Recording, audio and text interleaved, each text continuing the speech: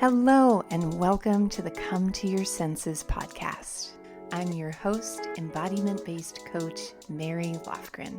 Here, we explore how to live bravely and beautifully through a lifestyle of embodiment. You'll hear gems to empower you around mindset, mindfulness, somatic psychology, and neuroscience, as well as beauty, food, style, and the art of slow living to meet your soul through the senses. I am so happy that you're here. Let's begin.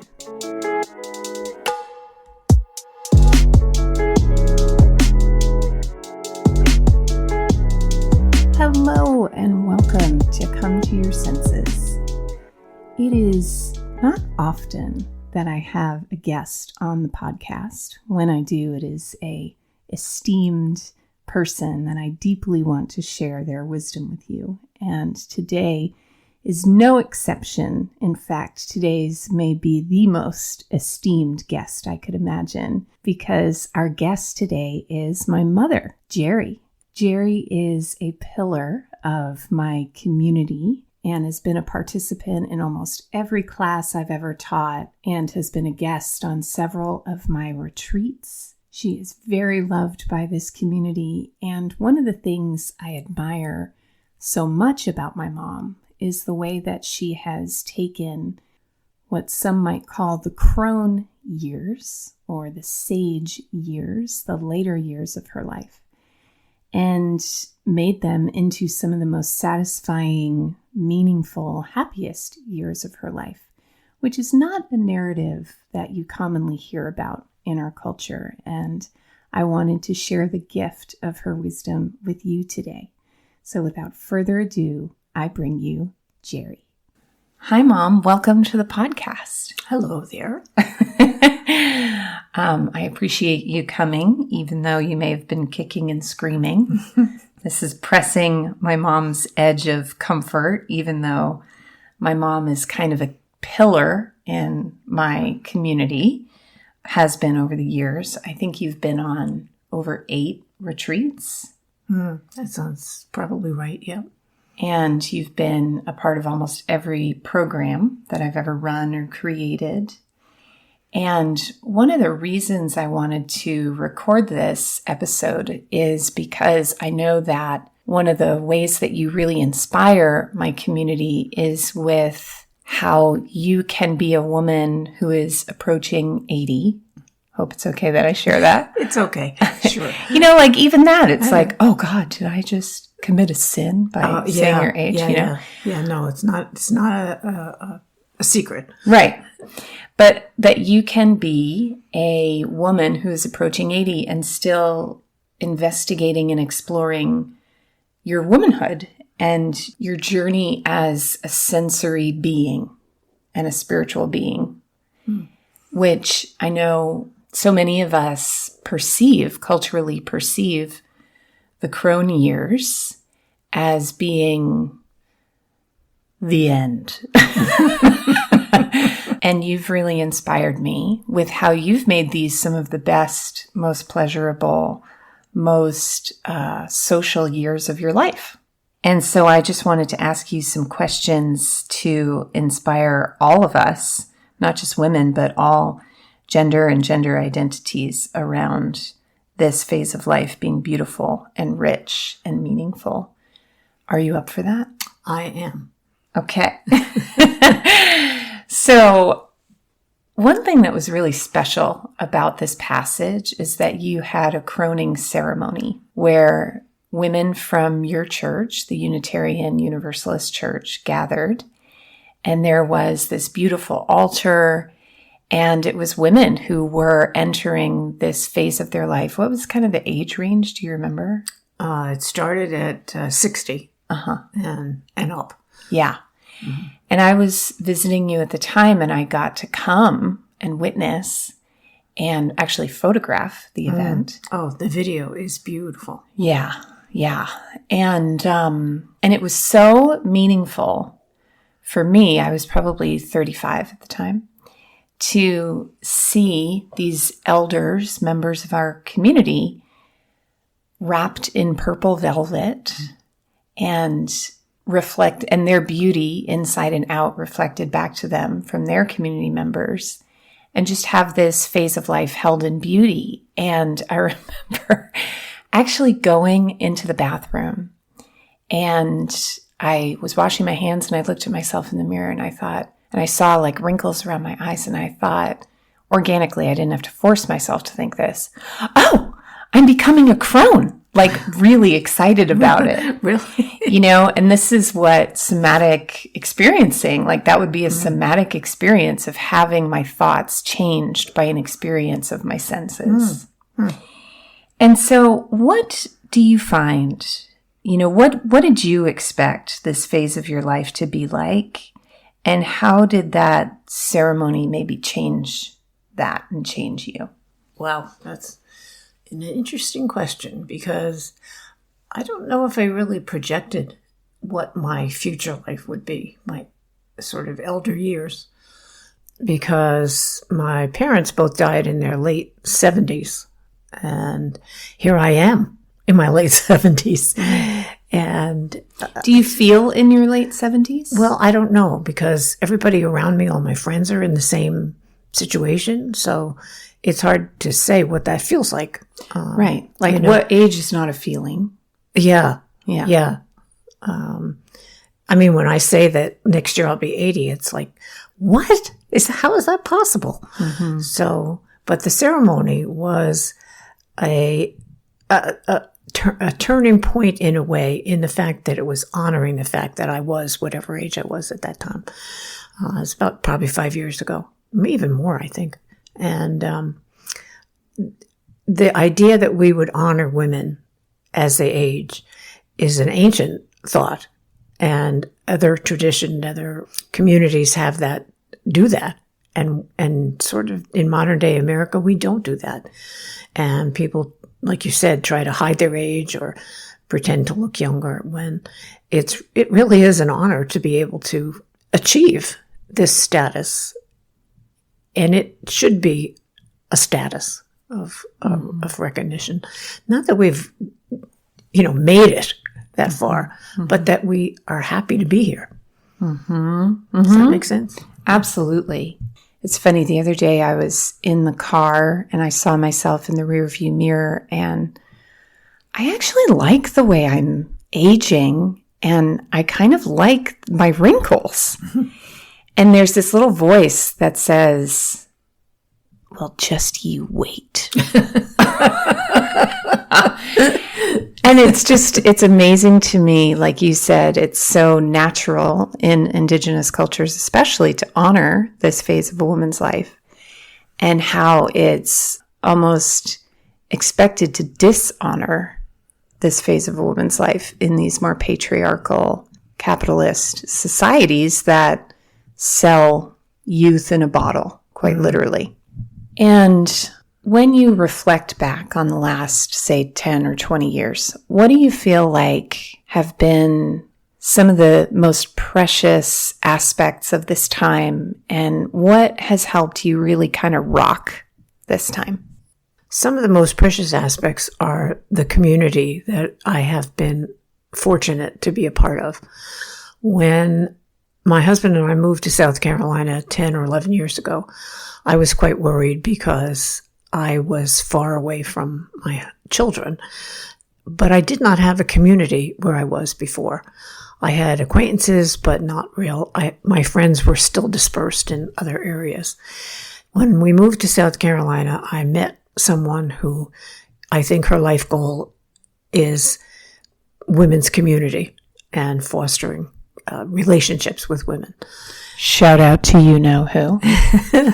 I can say her name, Julie. Yeah. Julie is a gem. Julie E. Shout out to you. So, she has... You know what I just realized? What? You and I both have best friends named Julie. Do you know I thought of that yesterday when we were honoring Julie for the other Julie. Yeah. Yeah, I thought of that. Mm-hmm. And they both are champions of creating community. Yes. Yeah. Yeah. And mine is Julie E. Oh, wow. Interesting. How about that? Yeah. Yeah, I thought of that yesterday. But anyway, that has been really the most precious thing about this time period that I've been fortunate to, even though I moved, I was concerned I wouldn't have community. I have more community than I ever had in my life. Part of it is that I'm not working, so I can... Well, let's just pause and rewind that, because I would agree. And do you think that the passing of Dad, it's like it created this opening in your life for more community? Yeah.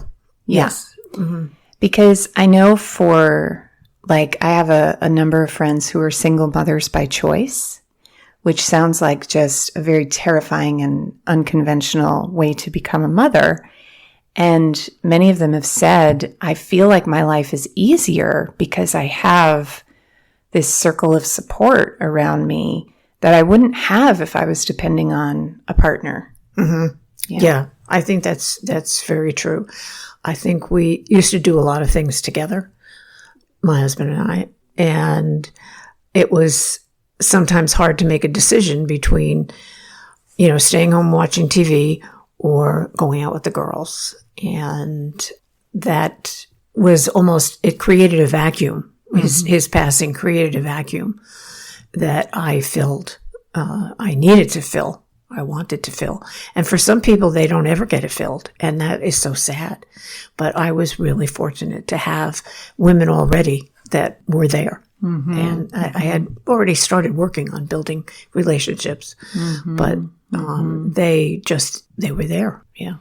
Yeah. I think that that's definitely an experience that, regardless of age, is like, I know many of my friends and myself, being a single person in my 40s, it's like that craving for community. And I think it requires a real redefinition of wealth and prosperity, because it's like culturally wealth and prosperity are seen as access to resources and things we can acquire, which they are, that is a definition of wealth. But just seeing you in the way that you've thrived during this time, it's like the prosperity of community is a huge aspect of your personal wealth, I think.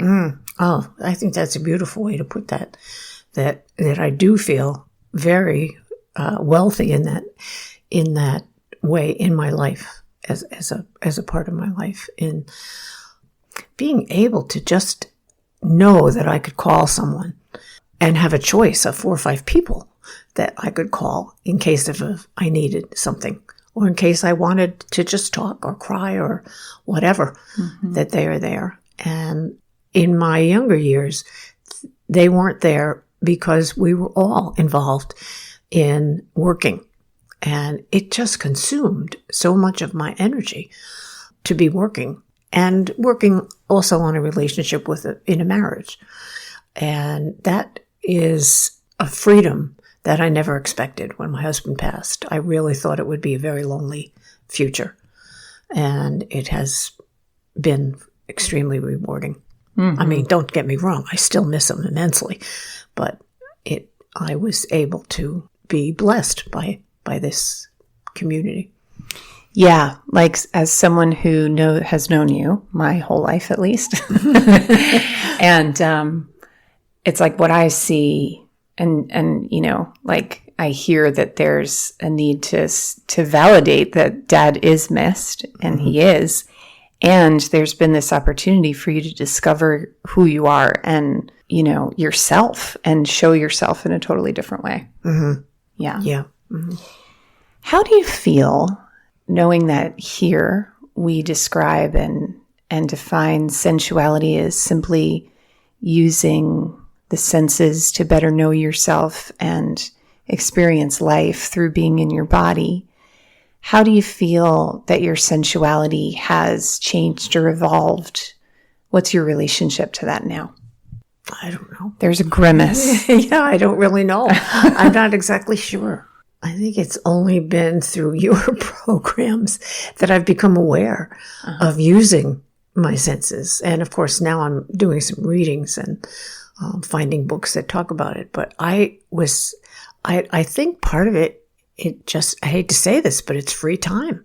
Mm-hmm. It's having time to not have to rush from one thing to the next. Mm-hmm. And it's having time to be able to stop and smell or taste or touch. Mm-hmm. And why do you hate to say that? Because I think it's a sad reflection on our society that we're so consumed with work that it does not allow space for us. I mean, you really have to make space, whereas here in retirement, I'm given space. Yeah, absolutely. As you should be. You know, I remember our friend saying last weekend that as she's gotten older, it takes so much less to make her happy.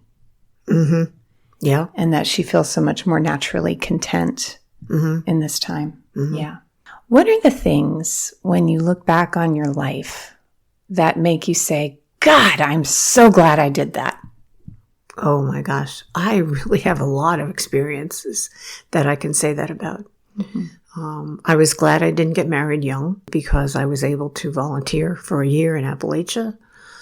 And I was able to travel cross country in camping in a tent for 8 weeks. And you were 28 when you got married? Yes. Yeah. Yeah. Which is still kind of young today. Today it is. Back then it was not. I got to ride in a hot air balloon, which was one of my life on my bucket list. I've just had so many blessings in my life. Having my kids was probably the greatest blessing of my life. So I've had a lot of good experiences I can reflect on and still having. Yeah. What's been one of your most meaningful experiences in the last 10 years? I mean, the first thing that pops out to me is Dad's accident and a few days surrounding his death as a very meaningful experience. Yeah. Dad died in a bicycle accident a year after his first marathon? Approximately, yeah. Yeah. Dad was a fitness enthusiast and had just completed his first century ride, which was a 100-mile bike ride, and then ran his first frickin' marathon. And do you know my dad called me for mile 3? Why did he have his cell phone on him? In case something happened, in case he needed to call me. I was nearby and I stayed, waited nearby. Yeah. And I was sick, and he, while running, called me for mile 3 to say, I heard you're sick. I hope you feel better. I know. Oh, my God. I know. Maybe I'll put a photo of him in the show notes if you go to the website. And there's a link in the episode notes to see that image. I know you read a lot of books. And what is a book? Or are there any resources, like you have that Oracle deck of Crone cards, any resources that have helped you understand and better acclimate to this phase of your life? I think a book that was a turning point was The Dance of the Dissident Daughter by Sue Monk Kidd. I've always been religious, spiritual, and I didn't even know how much the patriarchy had affected me. And that book turned my whole view of divinity around, and to think that goddess is equal to God was an amazing experience, and I think that that's what has led me to this female community that I've been involved in. Yeah, I love that book too. Sue Monk Kidd is kind of in my circle of inspiration, like my inner altar, the way that she has kind of taken a similar journey to you from being very religious, and she wasn't in the Catholic faith, but in a Christian faith, and having redefined and reimagined her spirituality on her own terms. Yeah. What if there was someone in front of you who was feeling anxious or fearful about their Crone years, like your child? We were talking before the episode about me being 41 and being single and wanting a family, and that, your experience has really re-inspired me, because I have a lot of friends who are in my position, and imagining us all literally living the Golden Girls lifestyle, sharing a home, feels like a possibility in my future. But that there's this fear of being elderly in a nursing home by myself, because that's kind of the cultural narrative. And I wonder what you might say to someone in that position, a message you might have for a future crone. I think the most important thing is to have female friends, because they will support you. They will be your system, even if you don't have kids.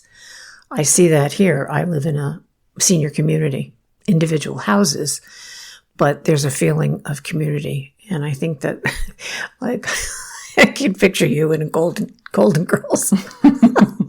Which Golden Girls would I be? Oh, Blanche, without a doubt.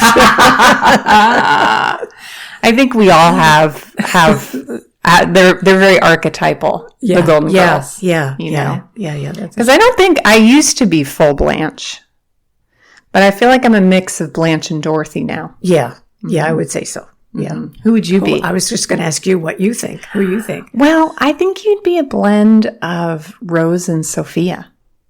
Oh, wow. Yeah, I see myself as Dorothy. Do you? I do. Yeah. What do you admire about her? I don't know. I think that she's very. She's smart. Very smart. That's the word I was going to say. Yeah. Just smart and sort of a even person, as opposed to, I think, sort of even tempered, even level. I don't know which the word I'm looking for. We're devolving. Yeah. We're digressing is maybe better term. Yeah, right. Right. But But going back to your original thing, you need women friends. You just have to, and you have to work at it. You really do have to work at it. And my friend Julia has always said, we have like a tree, the rings of a tree, and there's like a core group of 3 or 4 women that are the go-to people. And then there's a little bit of an outer ring of people you could depend on, you want to socialize with.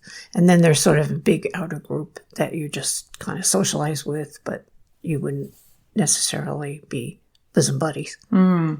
Yeah, that's a cool way of looking at it.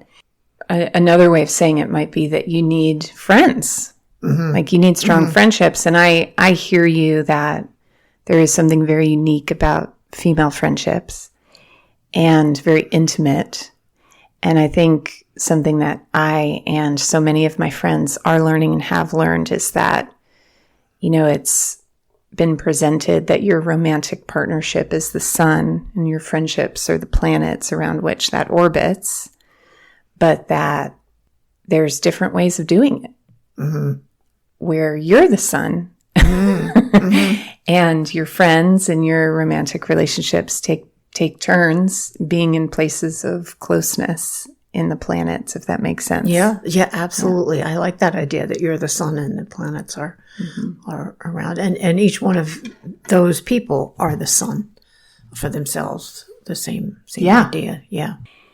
Anything else that you feel moved to share with our listeners? And thank you so much for being willing to come on and share your magic. I really was kicking and screaming, but I always wind up enjoying a conversation with you. I think that is, I expect that at this point. Everything I've ever brought you to, you've kicked and screamed.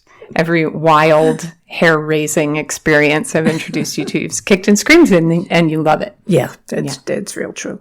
Yeah. Okay, well, thanks, Mom, for being here and for being an extraordinary mom and an extraordinary woman. And I love you. Thank you. And I love you too.